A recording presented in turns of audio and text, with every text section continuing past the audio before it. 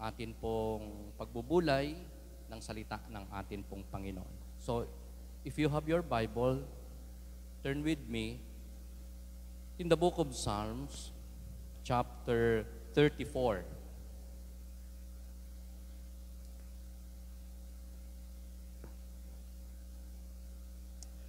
Ipagpapatuloy po natin today ang theme na muli nating binuksan, binulay last Sunday na about overcoming the challenges and reaching our goals by the principles of God.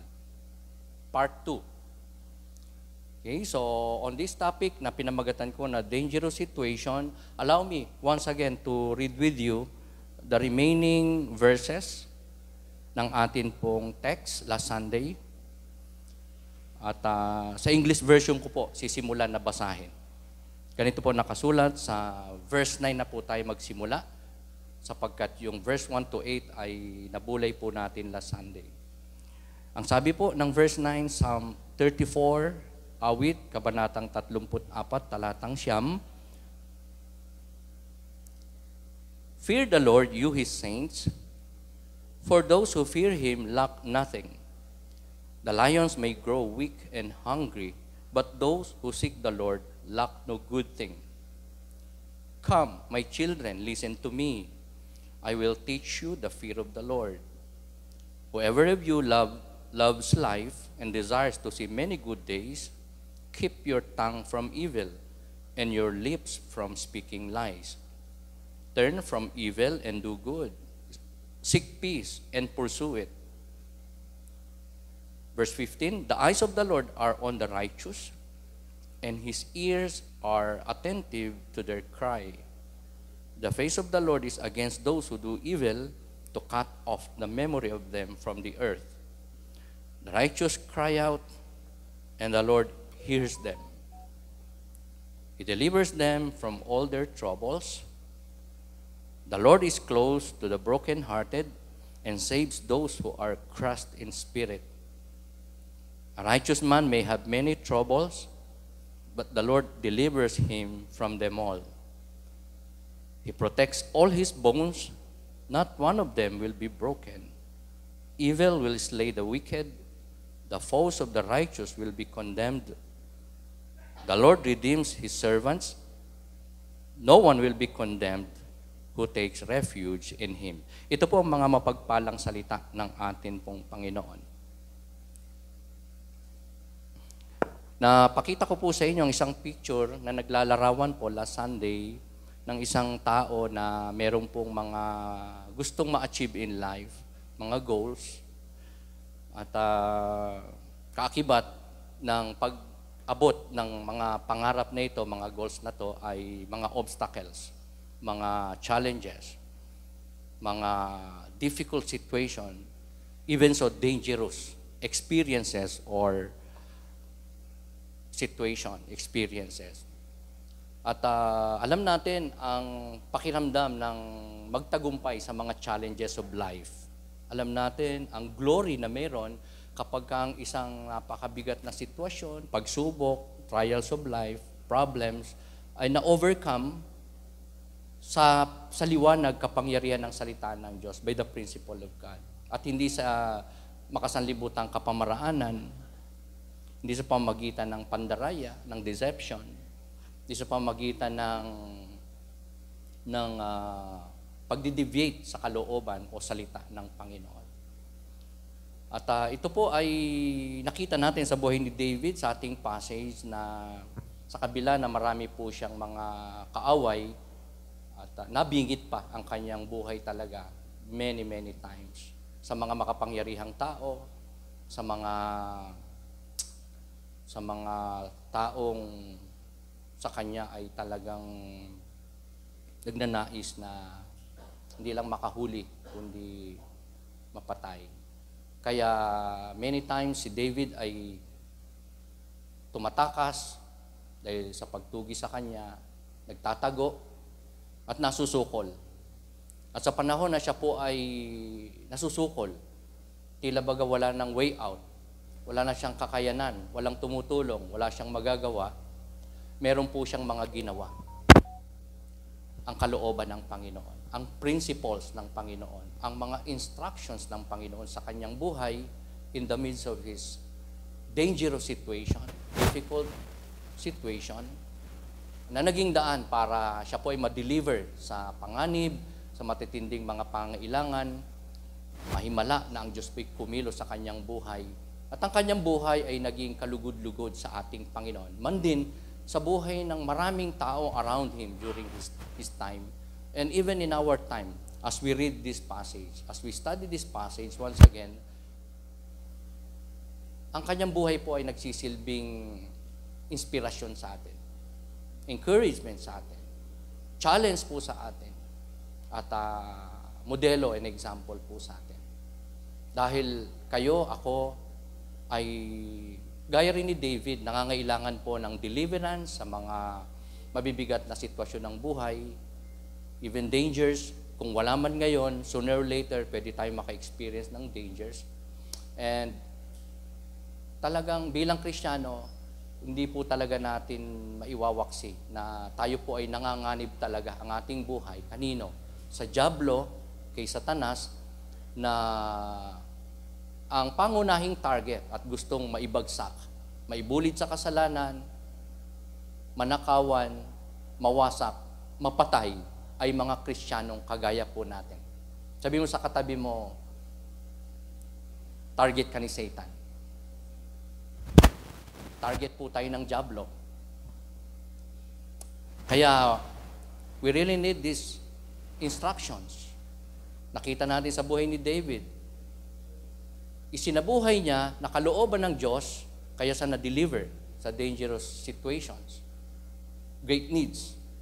Naging kalugod-lugod sa Diyos ang kanyang buhay. Pero sa atin, ang dating nito ay seemingly isang hindi lang encouragement, kundi we deem it as instruction from the Word of God, from this passage, na ang sumulat ay si David, base sa kanya pong karanasan o naging sitwasyon in life. So, last Sunday, ang una na instruction nakita natin sa sinulat ni David is, he blessed the Lord, di ba? Ano ibig sabihin ng bless? Purihin ng Diyos, yan, i-worship ang Diyos. So, David ay palagi po siyang nagbe-bless sa Panginoon, nagpe-praise sa Panginoon. Kahit na may mga tight situation siya.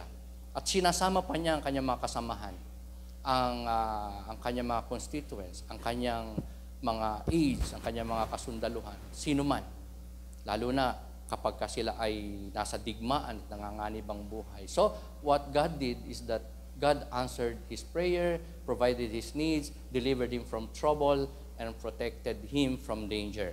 Ang pangalawa na ginawa ni David, ang dating sa atin ay instruction for us to follow para tayo din ay ma-deliver sa mga dangerous situation of life, maging pleasing sa Panginoon is to seek the Lord. David seek the Lord. Hinanap niya ang mukha ng Diyos, inuna niya ang kaharian ng Diyos, ang kalooban ng Panginoon. Sa Panginoon siya palaging tumitingin. Okay, di ba? Just like us, pwede tayong ma-focus sa problema, sa tao, sa mga wala, sa mga gusto natin, sa gusto nating marating, sa mga trials, sa mga temptation. Ma-focus tayo sa mga iba't ibang mga bagay sa mundong ito na maaring maglalayo sa atin sa Panginoon, magpapahina sa ating faith, at magiging dahilan para tayo ay humina at hindi magamit ng Panginoon. But David looked to God by faith. Tumingin po siya na may pananampalataya sa Panginoon in the midst ng kanya pong pinagdadaan ng mabigat na sitwasyon. So, ang faith, alam nating lahat na ito ang first step para ang tao makasumpong ng kaligtasan ng kanyang kaluluwa sa pamamagitan ng pananampalataya kay Kristo bilang Panginoon tagapagligtas. And a lot more can be experienced by a person na maglalagak ng pananampalataya sa Panginoon, such as siya ay iingatan ng Diyos, ikaw ay, di ba, as we experience as believers of the Lord, tayo po ay pine-preserve ng Diyos ang ating buhay. A lot of us makakapagsabi, biniyayaan na ako ng Diyos na mahabang buhay, magandang pangatawan, maayos na pamilya, makakain bawat araw, kagalingan sa karamdaman, at pagiging overcomer sa mga mabibigat na sitwasyon ng buhay. At even if maraming kulang sa ating buhay, God has been giving us satisfaction and contentment. Are you with me? Di ba? Kahit maraming kulang sa ating buhay, we feel blessed, happy, and peaceful, and contented because we have God. Amen? Yung bang kaisipan na, so what kung wala ako nito? So what kung wala ako ng maraming ganito? So what kung may mawala sa aking ganito? Basta ang Diyos ay kasama ko, ang Diyos ay panig sa akin, tayo ay nasa Panginoon, so that all matters para sa atin. Amen? Dahil ang pinakamahalaga ay ang Diyos, at kapag ka nasa iyo ang Panginoon, nasa iyo na ang lahat. Amen? Lahat ng mabubuting bagay, mga bagay na hindi mawawala kailanman, ay nasa atin, nasa iyo bilang mananampalataya ng Panginoon. And God sent even His angel para i-protect ang mga mananampalataya. Alaman natin o hindi, siya ay kasama natin, nag-iingat, nagpapala sa atin, nagpo-provide sa atin, at ang angel ng Panginoon, minsan ay sinusugo niya para tayo ay katagpuin sa ating pangangailangan, iligtas tayo, paglingkuran tayo, kasabay ng paglilingkod ng mga anghel sa ating Panginoon. So today, tapusin po natin yung 4 po na general instructions on how David, kayo at ako, ay ma-deliver sa mga dangerous situation of life, mga difficult situation in life. At aside from David bless the Lord, David seek the Lord, ang isa pa o pangatlo na ginawa niya is that nagkaroon siya ng takot sa Panginoon. Nag-exercise siya ng takot sa Panginoon. Ang ibig sabihin ng takot is to fear the Lord is to revere God. To fear the Lord is to worship God. To fear the Lord is to be loyal to God. To fear the Lord is to be faithful to God. And a lot more. To fear the Lord is to glorify God, to exalt God in your life, in His life. Kaya ang Diyos ay hindi po maari na hindi po mapalingon o mag-respond sa mga ganito po na mga gawi na mananampalataya such as David, na siya po ay may takot o nagkaroon ng takot o nag-exercise ng takot sa Panginoon.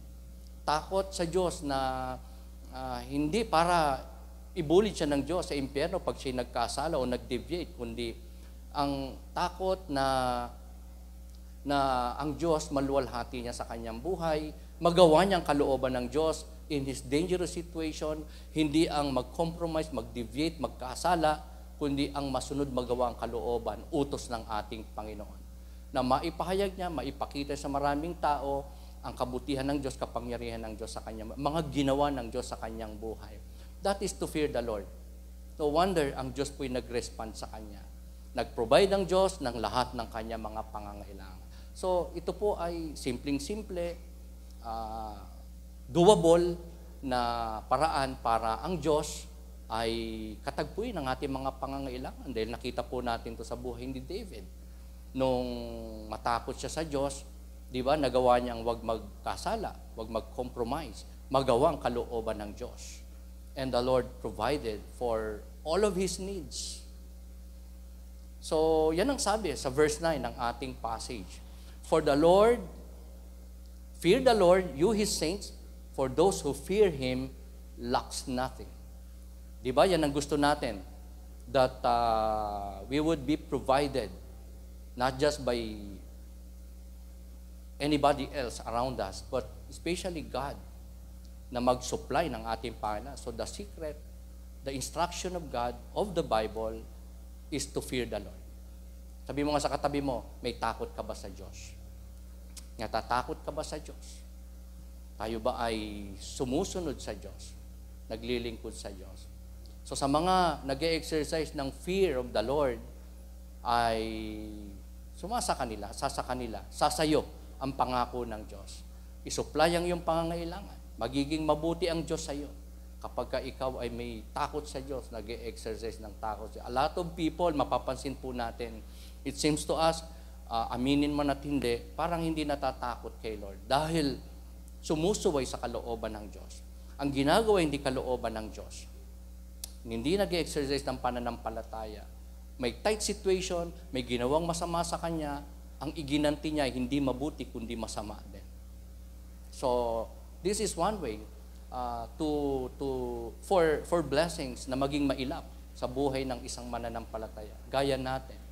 Pero kung tayo po, gaya ni David, mag-exercise ng fear, God's promises will be with us, will be given us, magiging mabuti ang Diyos sa atin, at kahit pa ang situation natin, ang naranasan natin, ginagawa sa atin, ang atin pong nagiging experience and situation na hindi maganda, it will turn out to be for our own good.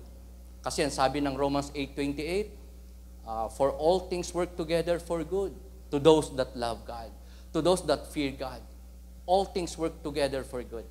So, assuming meron po tayo ngayong mabigat na pinagdadaanan, sitwasyon, may suffering tayo ngayon, o situation na brought about by other people, by any situation sa ating buhay, and we suffer, kahit pa bunga ito ng ating kasalanan, konsekwensya ng ating nagawang pagkakasala, and we are suffering, still, to those who love God, if you love God, that would turn out for your own good still. Walang masasayang sa mga anak ng Diyos na may pinagdadaanan sa buhay na mabigat, madilim, mapait, mahirap, masakit, masalimuot, sapagkat ang mga ito, pinahintulutan ng Diyos, hindi lamang para po tayo i-discipline, hindi lamang para imulat ang ating mga kaisipan, kundi magawa natin ang kanyang kalooban in this situation at makita natin na kaya pala pinahintulutan to for God to be glorified sa ating mga buhay. For us to be able to do the will of God in our situation. Kung tayo nagkasala, anong kalooban ng Diyos? Ano expect ng Diyos? Na mag-exercise tayo ng takot sa pamamagitan ng pagsisisi, ng pagtalikod sa kasalanan, at doon nagiging para sa atin pong kapakinabangan ang mga mabibigat na sitwasyon, negatibong sitwasyon ng ating buhay, nararanasan natin, even if bunga ito ng ating mga pagkakasala. Of course, we cannot abuse God's grace, God's mercy in this area na mga discipline pala, konsekwensya, trials ng buhay na makakamit ko kahit ako'y magkasala ay will turn out to be for my own good. So, magiging magiging careless na ba tayo? Magiging i-abuse ba natin yung grace na yun ng Panginoon? Of course not. To those who love God, to those who fear the Lord, hindi yan magiging issue. Hindi yan magiging gawi. Kasi marami nagsasabi, kayo na mga Christian, kayo na mga born again, naniniwala kayo na once you are saved, you are saved. Na ang inyong mga kasalanan, kahit yung gagawin nyo pa bukas makala, pinatawad na, kaya kayo ay nagiging karnal, sinful, nagiging worldly. Yan po. Believing na ang kasalanan ay pinatawad na at ang Diyos ay mananatiling tapat sa buhay ng mga Kristiyano. Marami po hindi naniniwala dyan. At sinasabi nilang na-abuse daw yung ma-abuse sa doktrina na yon. Pero ang sagot natin dyan, ang sagot ng Biblia is that sa mga taong niligtas ng Panginoon, may pananampalataya sa Diyos, maaari silang mag-commit ng kasalanan. But they can never ever live in sin again and again. Sapagkat ang mga naliwanagan, nakakilala sa Panginoon, nakita niyang siya'y makasalanan, iniligtas ng Diyos, binago ng Diyos, may fear of the Lord, ay basically magkakaroon ng takot, sumuway sa kalooban ng Diyos. Even if directly, intentional nating ginawang ating kasalanan, still, may kapatawaran yon. Pero, inside of us, in our spirit, we grieve, we repent, we're so sorry. At hindi tayo masaya sa ginawa nating sin. At as people of God, na may Spirit of God, ay nanasain mo natin, ninanasan natin na magawa natin ay ang kalooban ng Panginoon. Even if we commit sin intentionally, we can be forgiven, and innate sa ating mga Kristiyano ang wag yung maulit at ma-avoid yon at hindi na po yun maging reigning na kapangyarihan ng sanlibutan ng kadiliman sa ating buhay. Maghari sa atin ang kasalanan o ang pagkakasala. Kaya nga, kung ikaw ay so sensitive sa kasalanan, sa kasamaan, sa hindi kalooban ng Diyos, well, isang sign yan na may Holy Spirit ka. Sabi mo sa katabi mo, puspos ka ng Espiritu ng Diyos. If we experience that kind of not just situation, kundi talagang ramdam natin na hindi tayo nag-iisa, kasama natin ang Espiritu ng Diyos. At even so, sa panahon na meron po tayo mga mabibigat na pinagdadaanan sa buhay, wherein God said in Romans 8:28, all things work together for good to those that love God. Kaya sa ating mga Kristiyano, kahit na hindi maganda ang sitwasyon natin, we can claim that promise, that revelation ng Panginoon, na out of that severe situation, mayroong magandang plano ang Diyos. Amen po ba? May magandang gagawin ng Diyos sa ating mga buhay. So, gusto ko mag-share pa sa inyo ng ilan pa, mga kapatid, na mga blessing sa passage na atin pong binulay, binasa, kanina lang, mga tinatawag na secret of real living. Isang buhay na kalugod-lugod sa harapan ng Diyos, at kung paano yun mapapasayo, magagawa, mangyayari, mararanasan, ay may mga sikreto. Ano po yung una? Desire what is good. So kung gusto po natin ng deliverance out of dangerous situation, difficult situation ng buhay, mga problema, mga matitinding pangailangan, kahirapan, struggles, desire what is good. Yan ang isa sa una na sikretong makikita natin sa ating passage, because sa verse 12, ito po nakasulat, whoever of you loves life and desires to see many good days. Ayan. So, dito ay pinapakita na meron tayong dapat na i-desire, nasain sa ating buhay. Ano? Kung ano yung mabuti. Huwag i-desire yung kung ano ang masama. Binato ka ng bato, babatuhin mo ba ng hollow blocks? O ng tinapay na may palaman na hollow blocks, sabi nga, di ba? Of course not. Mayroon sa yung nagsalita ng hindi maganda. Sasalitaan mo rin ba na hindi maganda? Na hindi makakalugod sa Panginoon. Ayan. So, desire what is good. Sa ating mga situation, hindi tayo mag-i-illegal, hindi po tayo mandadaya, hindi po tayo dapat na maging mapagmataas sa sino man na sa atin nagmamaliit, nangiinsulto, nananakit, at nagbabaliwala. Desire what is good. Whoever of you loves life and desires to see many good days. Yan ay bunga ng pagkakaroon ng takot sa Panginoon. Ano pa ang makikita natin sa passage na yan? By desiring what is good, ang kalakip nito o ang resulta nito ay ang pagkakaroon ng abundant life. Yan ang pangako ng Panginoon sa sino mang magpupursu, magde-desire ng mabubuting bagay sa kanyang buhay. Kalooban ng Diyos ang kanyang magawa, especially sa mga tight situation in life. At as I've said a while ago, may kaaway ang ating kaluluwa, ang ating spirito, walang iba kundi si Satan, ang Diablo, na ano ang plano? Nakawan tayo, patayin ng tao o wasakin ng tao, ilayo sa Panginoon ng tao. Pero si Kristo na parito, according to this verse, John 10:10, so that people of God, believers of the Lord, could have life and have it in abundance, to the fullest. So yan ang plano ng Diyos sa atin, mga kapatid, na hindi naman nangako ang Diyos ng lahat-lahat ng ating pangailangan, ng ating mga gusto, pero yung need natin na alam ng Diyos, yan ang kanyang pinangakong kakatagpuin ng ating Panginoon. So, it's more of sa atin pong panloob na mga pangangailangan, character, sa atin pong pananampalataya, sa atin pong desire na makapaglingkod at mabigyan ng parangalan, dyan po, kikilos ang Diyos, magsusupply ang Diyos, dyan tayo magiging abundant bilang mga mananampalataya. Kung tayo po ay merong faith at kung tayo po ay may takot sa Panginoon, oo, pwedeng hindi po tayo maging mayaman, maraming pera sa bangko, magkaroon ng malaking bahay, magagandang sasakyan, malalaki, magagara, maraming properties maybe, maging physically and materially stable or abundant. Pero in this area, mga kapatid, ay for sure, ang Panginoon po'y kikilos. Hindi man po instantly, kahit gradually, pero we can be sure na ang Diyos po ay magsusupply ng pagpapala in these areas ng ating mga buhay.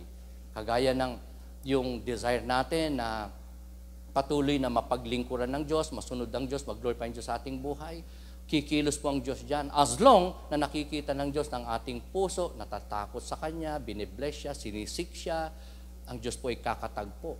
Tutupad sa Kanyang ipinangako na pagpapala, pagbibigay ng kalakasan, karunungan, ng katagumpayan in life. At sabi po dyan, yung atin pong mga buhay ay hindi po mawawalan ng kabuluhan, kundi magiging glory ng ating Panginoon. If we seek the Lord and want nothing less than His will for our life. Ito lang naman ang gusto ng Panginoon po sa Kanyang mga anak, such as you and me, na even if tayo po ay limited, tayo ay maraming weaknesses, even if tayo po ay nagfe-fail, even if tayo po ay walang nakikitang abilidad natin, o kung meron man, very minimal, very limited, konti lang. Pero mga kapatid, sa ating buhay, once na nakita ng Diyos na meron tayong reverence sa Kanya, pagkatakot sa desire na sumunod kung ano ang Kanyang kalooban, sapagkat yun ang mabuti at karapat-dapat, igagawad ng Diyos ang kalakasan sa atin, not just to know His will, but be able to obey and do His will. By His grace, by His power, and by His mercy. Kaya kahit na pag may naisip tayong pwedeng mangyari in the future, somewhat hindi natin kakayanin, hindi natin matatanggap, hindi natin parang ma-imagine mangyari sa atin, o kaya hindi natin kayang gawin, i-accomplish, believe that God is able to provide for you, to fulfill His promises for you, as long na nakita ng Diyos na ang desire ng iyong puso, magawa ang Kanya pong kalooban. Ang kalooban niyang ma-i-apply natin sa atin po mga situation in life. So, a heart that delights in the Lord is the first step toward the life that overflows with the blessing of the Lord.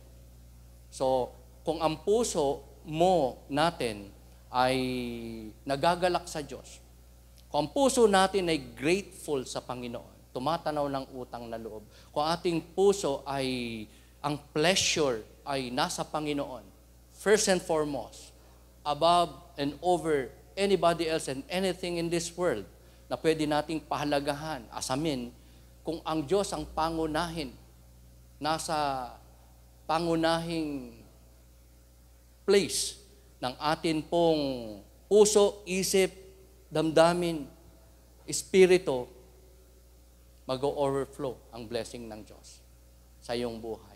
Kakatagpuin ng Diyos sa iyong pangangailangan. Ito ang importante na magawa ng bawat Kristiyano, ang mag-delight sa Panginoon. Meaning, magkaroon hindi lang faith, kundi ng kagalakan, ng pagtanaw ng utang na loob, ng pagiging masaya sa Panginoon, na ang kagalakan mo ay ang Panginoon, first and foremost, over and above everything. Kaya ang sabi ng verse 4, ng atin pong passage. Sa Tagalog ko po sinulat para medyo mas maliwanag po ang dating sa atin.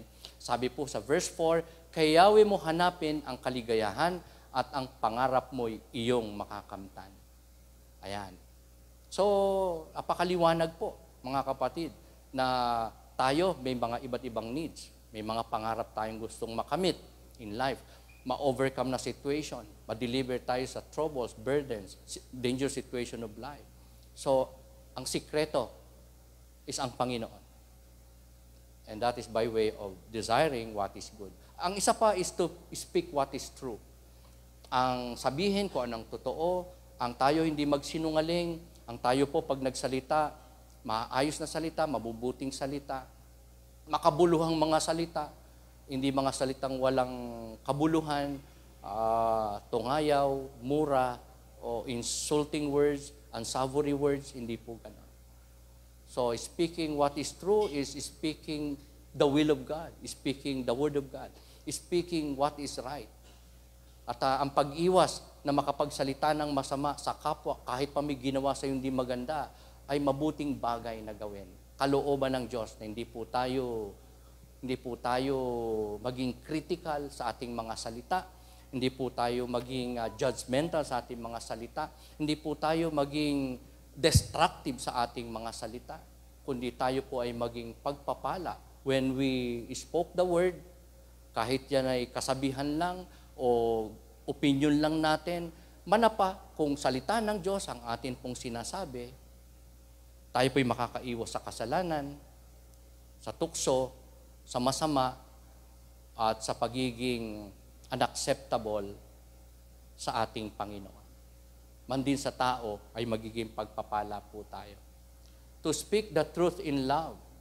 May mga pagkakataong gusto po nating ituwid ang isang kapatid, ang ating mahal sa buhay, at hindi maiwasan, minsan nagagalit ka, at sesermonan mo nang walang patumanggang yung anak, mula ulo hanggang paa ang sermon, parang damit na nilaban, na kinusot, kinula, sinampay pa, parang gano'n nangyayari. Pero hindi makakatulong kung ginagawa natin ang isang katotohanan, ang isang nararapat o kalooban ng Diyos out of love. Dapat may gentleness, mayroong considerate na kapamaran o motibo, dapat ginagawa natin, sinasabi, ini-implement yung katotohanan ng Diyos, kung anong nararapat, ng may kabanayaran, ng may pag-unawa, ng may konsiderasyon, ng may pananampalataya, at dapat ay may pagmamahal. Di ba? Kung tayo na disiplina, ninuman, magulang, asawa, ng pastor, o ng gobyerno, dahil galit lang sila sa atin at tayo po'y pinarusahan. Di ba medyo ibang-iba yung kaya ka nakaranas disiplina, saway, palo, o sermon ay out of love, out of malasakit, out of concern. Ang sarap tanggapin nun. Napakadaling tanggapin nun. Sa sino mang dinidisiplina, pinapagalitan, pinaparusahan. Pero kung puot ang motibo, makaganti lang ang motibo, naiinis lang sila sa atin, kaya nila tayo dinisiplina, kaya tayo sinalitaan, kaya tayo iniwasan, kaya tayo hindi po gustong makasama, yun po ay some sort of saying and doing the truth out of love. So, kung ating mga parte ng ating katawan, especially the tongue, the most powerful daw, according to the scripture, na bahagi ng ating katawan, yung ating labi o dila, ating bibig, sa mga lumalabas dito, sinasalita nito, we can control the body. Yun po ang sabi ng isang commentator. So, somewhat may katotohanan po ito.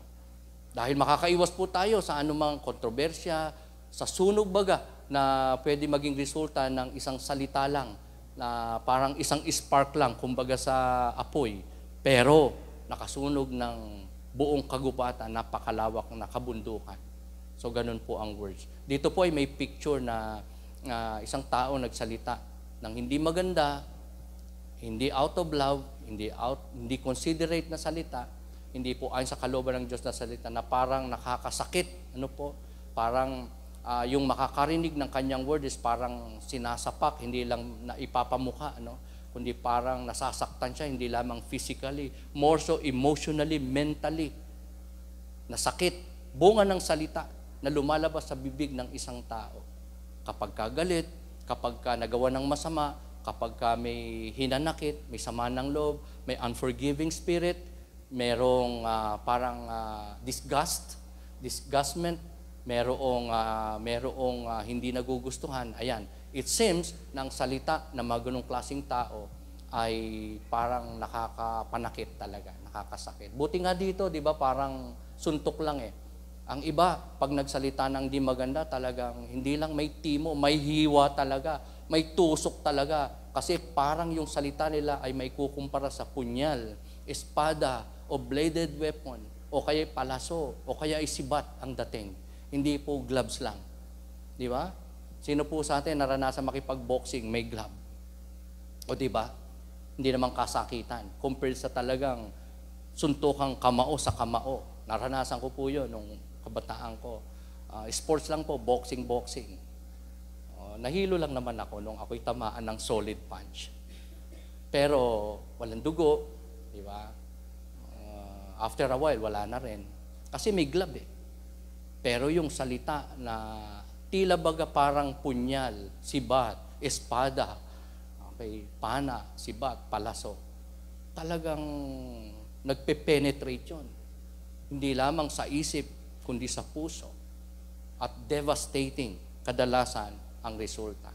Ano pang isang sinabi sa ating passage? Verse 14, pursue what is right. Another secret of God's blessing, deliverance, and to be pleasing sa harapan ng Panginoon is to pursue what is right. Parang synonym ito nung number 1 natin, desire what is good. Kasi ang sabi doon sa verse 14, turn from evil and do good, seek peace and pursue it. So ang ibig sabihin nito na tayo po ay dapat na maging may matinding desire to what is right, ito yung pag-iwas sa kasalanan o sa tukso o sa kasamaan. To turn from evil and do good. May mga pagkakataon, tayo po ay magkakasala. Hindi lamang unintentional, minsan intentional. Pero that doesn't mean na maglilinger na tayo sa kasalanan na yon. We must turn from evil and desire to do what is right. From then on. Hindi kalooban ng Diyos na tayo po'y maglunoy sa kasalanan. Amen. Kundi tumalikod dito at itama ang ating desisyon, buhay, kaisipan, puso, gawain in line with the will of God. Because ang pag-iwas sa kasalanan, tukso, kasamaan, ang nagbibigay ng kalakasan sa mga anak ng Diyos. At opportunity na maging blessing sa iba. Hindi maging troublemaker, kundi peacemaker. Maging channel ng blessing ng Diyos sa buhay ng iba. Maging pagpapala. Maging instrumento ng Diyos. So, bagamat minsan, meron po tayong mga inaasahang balik sa atin na maganda kasi magandang ginawa natin, naglingkod tayo sa Diyos, kaya pagpapalang ating ine-expect. Meron tayong mga taong tinulungan, super duper na pagtulong, pag-unawa, pag-abot, pagsusupply ng kanyang pangangailangan. Pero ang ginawa pa sa atin, parang ahas na tinuklaw pa tayo. At hindi kinilala ang ating effort. Hindi nalimutan na yung marami nating ginawang mabubuti sa kanila for just one failure or sin o pagkukulang sa ating buhay.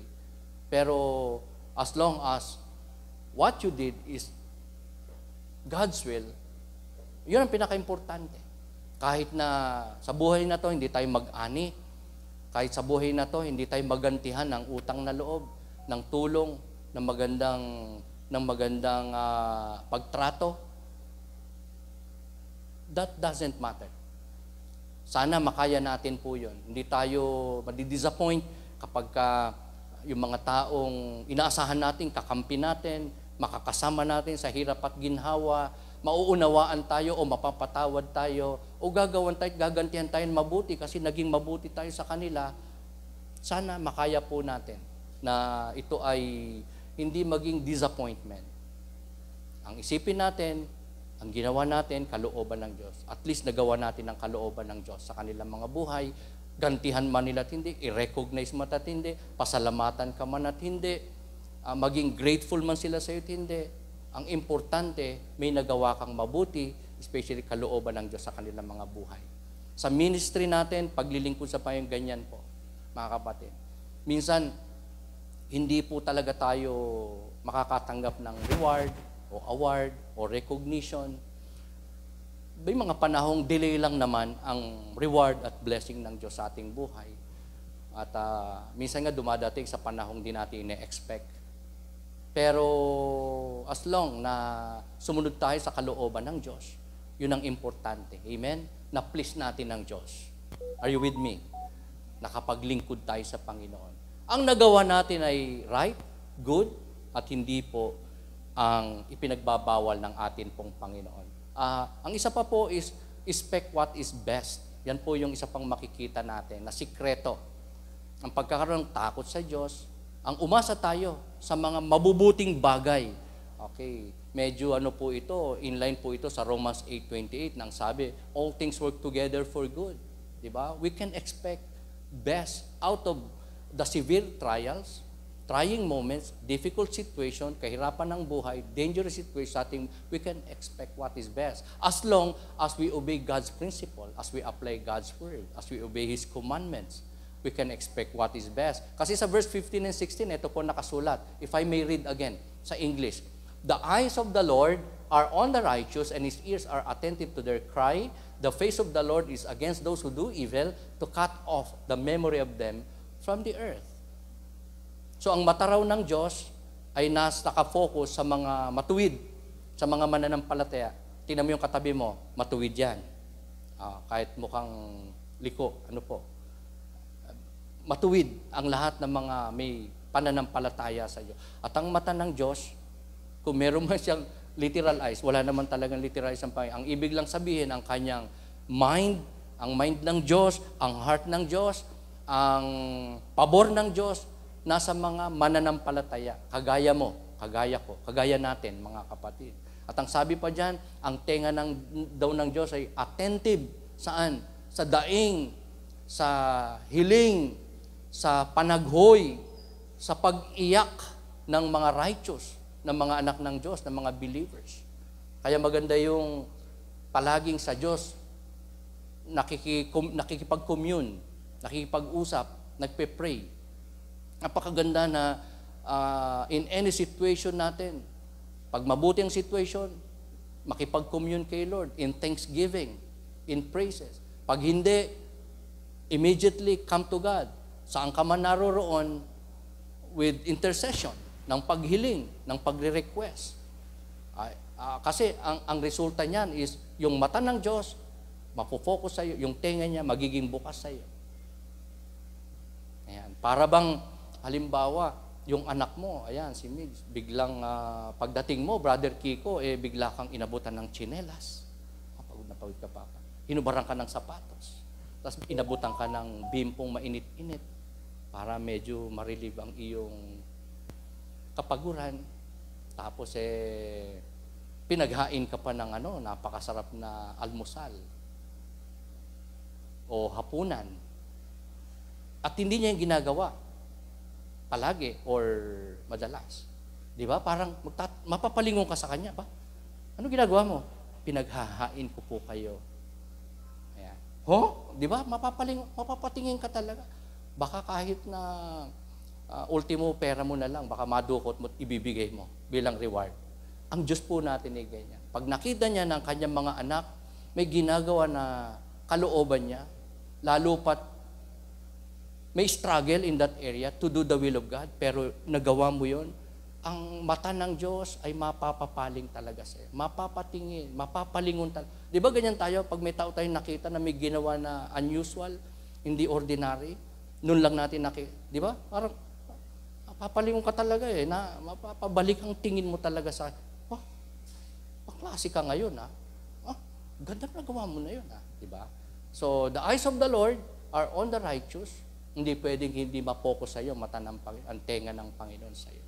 Sa iyong karaingan, lalo na kung nakita ng Diyos na ang puso mo bagbag, broken, crushed, ikaw ay umiiyak sa Panginoon, talaga, yan ay expression and sign ng pananampalataya, pagpapasako, pagdulog, pag-asa, at paghiling, hindi saan man o kanino man, kundi sa Diyos na hari ng iyong buhay. Alam mo na source ng lahat ng meron ka, source ng lahat ng pangangailangan mo, sa Diyos nagmumula, at ito ay makikita ng Diyos na sa iyong puso, ang mata niya, ang tenga niya, magiging available para sa iyo. Pero sa mga masasama, sabi po dyan, the face of the Lord is against those who do evil. to cut off the memory of them from the earth. So, hindi maganda talaga ang kasasapitan ng mga vile, ng mga unbelieving, ng mga worldly people, ng mga walang relasyon sa Panginoon, walang pagkakilala sa Panginoon. So, we must live by faith. Trust God to guide us, to care for us, and to help us to do the right thing. So, alam niyo po, pagka tayo nakakagawa ng mabuti, meron tayong mga nagiging accomplishment, meron tayong nagiging fulfillment, meron po tayong mga nagagawang mga kagandahang loob, pagtulong, pagiging magalang, nagawa natin yung responsibility natin. Oo, parang temporary lang na daily chores natin sa bahay, sa school, sa simba. Ang lahat ng yan, mga kapatid, it's all because of God's grace. Na nagbibigay sa atin ng kakayanan na masunod ang kanyang kalooban. Diyos na nagbibigay sa atin ng enabling para masunod ang utos, kalooban ng ating ang mabuti. So kaya pagka tayo palaging may mga katagumpayan, meron tayong mga na-fulfill na pangarap, answered prayer, huwag nating makakalimutan talaga na tumingala o magsabi sa ating Panginoon, kahit sa isip lang, ng thank you, Lord. Glory to you, Lord. I praise you, Lord. Sa inyo po ang papuri, Lord. Are you with me? Anything na ikinatutuwa ng ating puso, nagugustuhan natin, immediately, we should be grateful to God. Sapagkat sa Diyos, nagmumula lahat ng bagay. Talino, lakas, enabling, wisdom, resources, life, everything is of the Lord. Kaya mga kapatid, magandang alam natin yung mga instructions na to para ma-deliver tayo sa kasalanan, sa mabibigat sitwasyon ng buhay. Not just to fear the Lord, to bless the Lord, to seek the Lord, but also to believe the Lord. Kasi, mga kapatid, ang maniwala o magtiwala sa Panginoon ay nagbubunga po ng pagpapala sa buhay ng mga mananampalataya. Way out and escape sa mga matitinding sitwasyon ng buhay, yung pagkaroon ng pananampalataya, and most of all, obedience. Faith without work is dead. Kaya ang faith, importante, may kalakip na pagsunod sa kalooban ng Diyos. Para tayo po ay makatagpo ng Diyos sa ating mga Panginoon, ma-deliver po tayo sa mga troubles of life. The Lord promised that if we trust Him and call on Him, the Lord can see us through our troubles and make them a blessing to us and through us.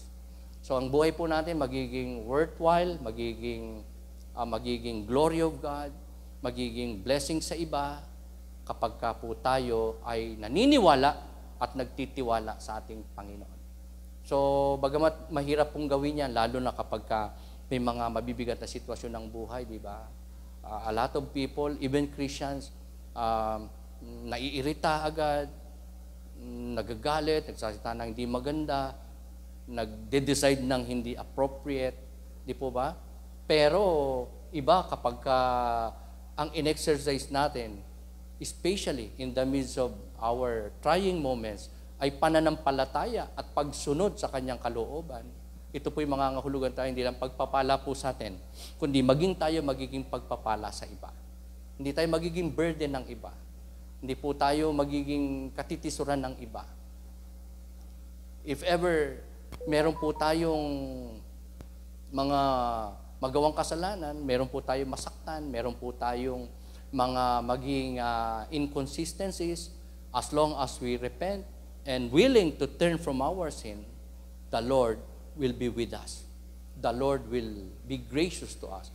The Lord will grant us enabling to do His will para ang kapalit nun ay pagpapala at tayo man din ay maging pagpapala po sa buhay ng iba. So, on this topic na pinamagatan ko po na dangerous situation or dangerous experience, nakita natin yung apat po na ginawa ni David, example sa atin, model sa atin na dapat nating exemplify, imitate, sundinin.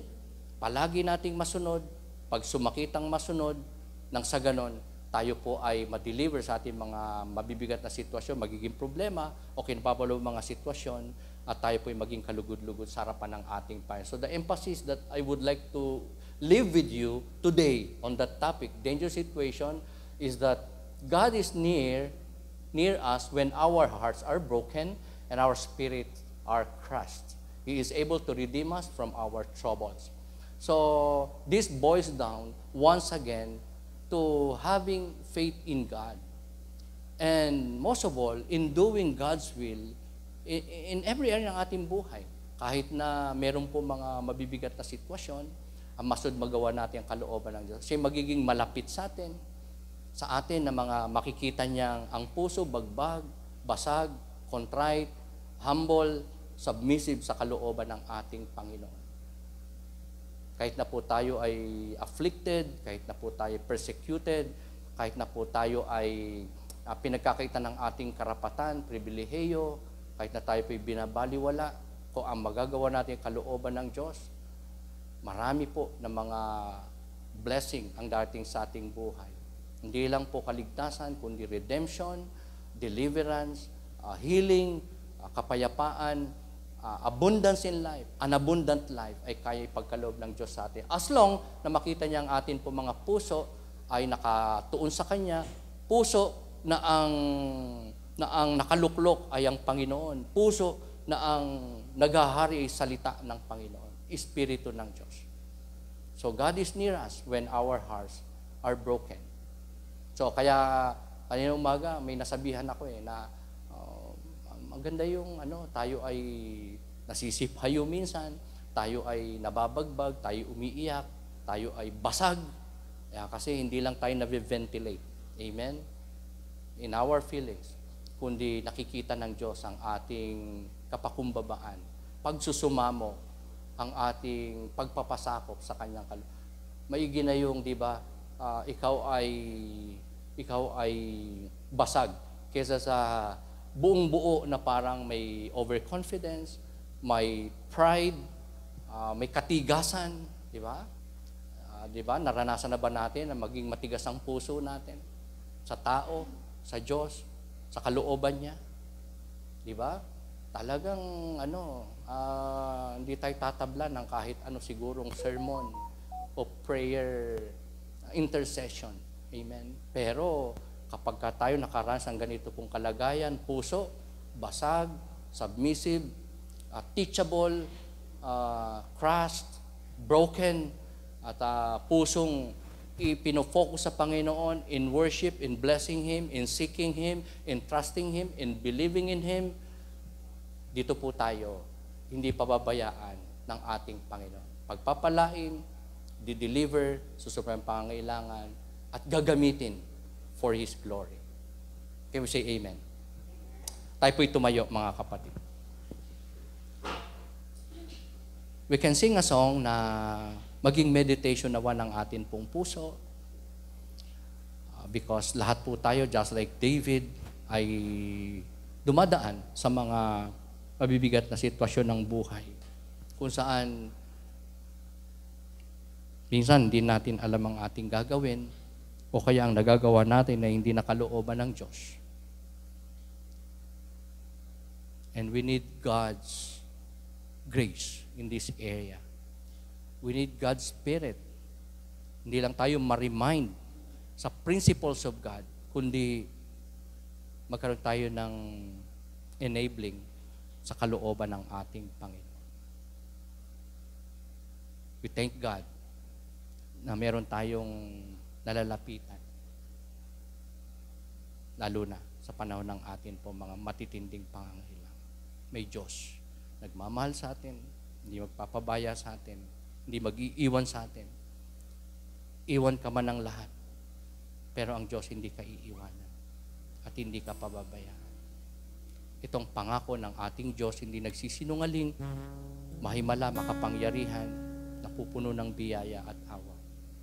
Diyos na totoo, Diyos na kasama natin, Diyos na lumikha sa atin, ang Diyos na nangako, magsusupply ng ating mga pangangailangan, ng katagumpayan. Aming dakilang Diyos, maraming salamat po sa inyong dakilang mensahe sa amin. Salamat, Lord, for comforting us by your word. Thank you for reminding us of your will, sovereign will sa aming mga buhay. Thank you, Lord, for continuously sharing to us your forgiveness, your grace and mercy, your compassion, your love. Thank you for your faithfulness. Buti na lang, hindi po kayo naging kagaya namin o ng tao na maaring magkaroon ng limitadong pag-unawa, limitadong pasensya, kapatawaran, pagmamahal.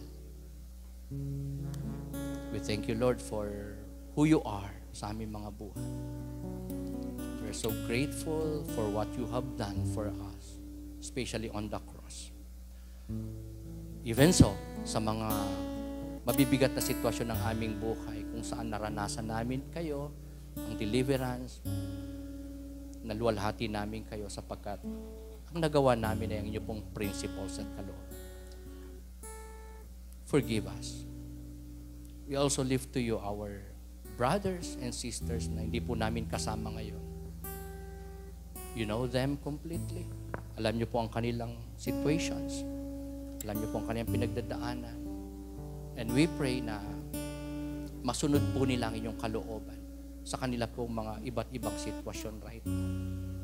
And if ever, nagkamali po sila ng desisyon, ng pananaw, ng kaisipan, ng actuation, kung nagkamali sila ng paniniwala, kung may hindi sila nasunod na kalooban po ninyo, kami po'y nag-i-intercede in their behalf, Lord, to please touch them, enlighten them, empower them, save them, protect them, meet their needs, Lord God. Ibalik niyo po sila sa inyong banal na kalooban, sa tamang daan, sa pagsunod sa inyo pong kalooban, sa kanila pong mabibigat na situation in life. In the light and power of your word. In the power of your spirit. Oh God Almighty, bless these people of yours na naririto po ngayon. May mga gustong ma-achieve in life. May gusto pong goals na ma-reach. May mga challenges, difficulties na gustong ma-overcome. Oh God Almighty, I pray, be upon them. Fill them even more of your spirit, of your power. I pray, Lord, mag-glorify ka ng bawat isa sa panahong may kapayapaan, kasaganaan, lalong-lalo na po kapag may pinagdaraanan. Sa inyo po nagmumula ang pagpapala, ang kalakasan, ang karunungan, ang every resources that we need in this life. And we come to you by faith. And we commit to you everything with faith and even thanksgiving. And this is all for your glory, our Most High God. We commit and we bless your name, our Most High God. Thank you so much. Kayo na pong bahala sa amin. Kayo na pong bahala sa mga kapatiran. Kayo na pong bahala sa mga mahal sa buhay. Kayo pong bahala sa mga pangailangan. Alam namin, hindi niyo po kami pababayaan. Tutulungan niyo po kami. Sa inyo pong papuri, sa inyo pong kaluwalhatian, sa inyo pong karangalan. And all this we pray with faith and thanksgiving. In the name of your Son, Jesus Christ, we pray. And everyone must say amen. And thank you, Lord. And glory to our Most High God. Umawit po tayo sa ating Panginoon.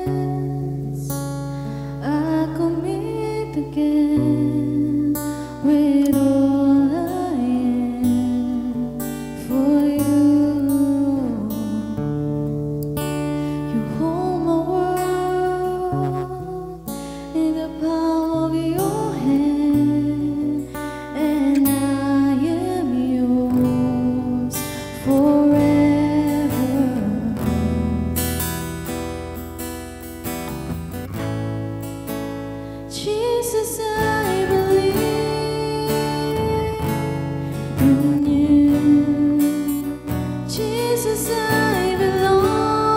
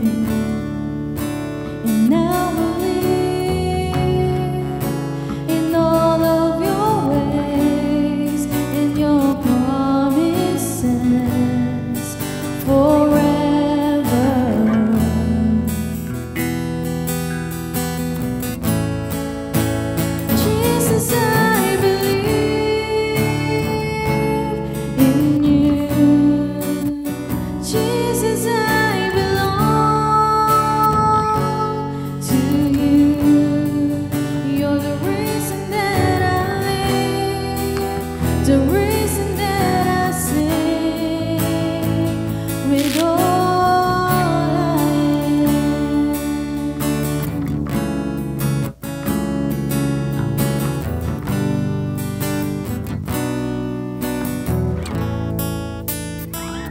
I will worship. I will worship you. I will worship. I will worship you. I will worship.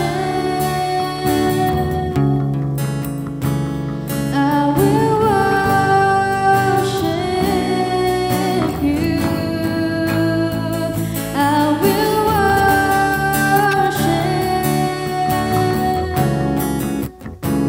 I will worship you. Jesus, I believe in you. Jesus, I belong